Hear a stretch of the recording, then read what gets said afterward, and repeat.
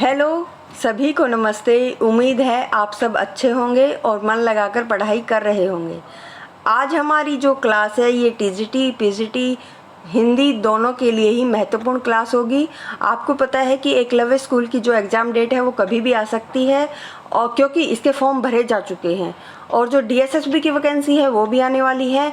अक्टूबर नवंबर में एचटेट होने की संभावना है। तो अगर आपने अब तक पढ़ना शुरू नहीं किया है तो आप पढ़ना शुरू कर दें।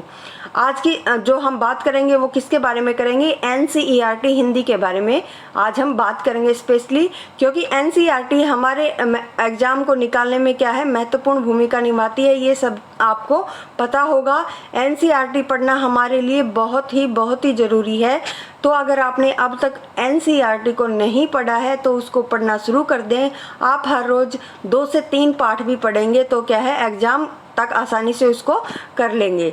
आपको आज मैं क्लास 6 की जो पाठ सूची है वो करवाऊंगी, जिसमें आपको पाठ के लेखक, कविता के कवियों के बारे में क्या है बताऊंगी। कौन सी कहानी किस कवि ने लिखी है कि कौन सी कविता किस कवि ने लिखी है, इसको मैं आपको पढ़ाऊंगी।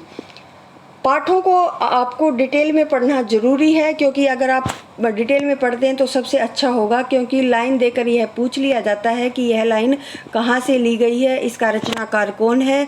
अगर आपने पाठ या कविता को डिटेल से नहीं पढ़ा होगा तो आप प्रश्न को नहीं निकाल सकते, और अगर आपने डिटेल में पढ़ा है तो आसानी से आप उसको कर लेंगे। तो बिना समय बर्बाद किए आप क्या है एनसीईआरटी को पढ़ना शुरू कर दें।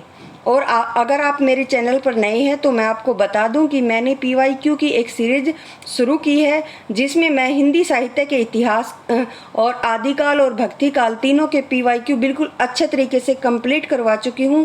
आप मेरी इन क्लासों को प्लेलिस्ट में जाकर देख सकते हैं। मेरी एक सीरीज है वो इतनी जानदार है कि मैंने हर परीक्षा में आए हुए प्रश्नों को उस सीरीज में कवर किया है। अगर आप उस सीरीज को अच्छे से देखते हैं तो आपका हिंदी साहित्य इतना मजबूत हो जाएगा कि परीक्षा में कोई भी प्रश्न आएगा तो आप उसको आसानी से निकाल सकते हैं। तो मेरी उस पीवाईक्यू वाली सीरीज को आप ज़रूर देखना।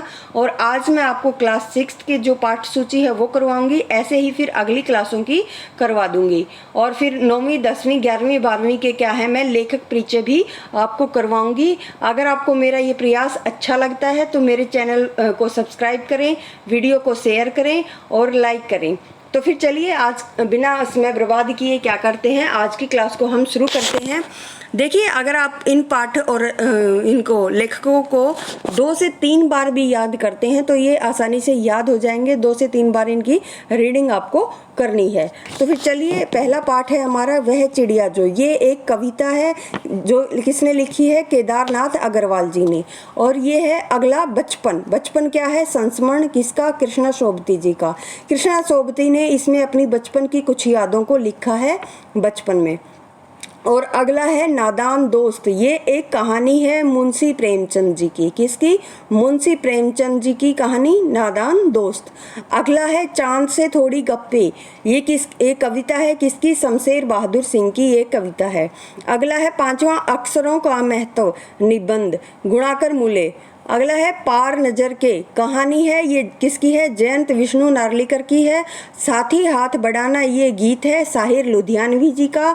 और अगला है ऐसे ऐसे। क्या है? ये एकांकी है किसकी? विष्णु प्रभाकर की क्या है? ऐसे ऐसे एकांकी। और टिकट एल्बम ये क्या है? कहानी सुंदरा रामस्वामी की। झांसी की रानी क्या है? कविता है सुभद्रा कुमारी चौहान। इस कविता के बारे में तो सबको पता ही होगा। क्या है ये कविता? झांसी की रानी किसने लिखी? सुभद्रा कुमारी चौहान ने। और अगला है जो देखकर भी नहीं देखते। ये क्या है? निबंध है हेलेन केलर का।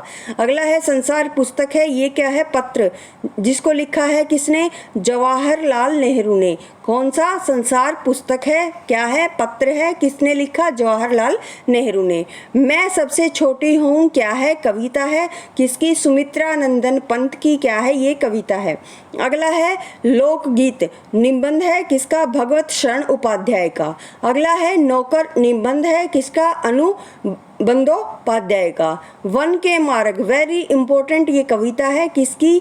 तुलसीदास जी की। वन के मार्ग क्या है? कविता है तुलसीदास की। सांस सांस में बांस क्या है? निबंध एलेक्स एम जॉर्ज का। पेपर में सी ये केवल पढ़ने के लिए है, किसकी? जया विवेक की। तो आज की क्लास में कितनी 17 रचनाएं और रचनाकार हमने किए हैं।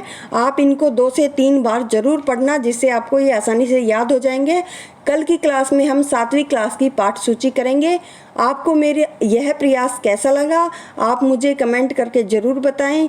चैनल को शेयर करें, वीडियो को लाइक करें। धन्यवाद।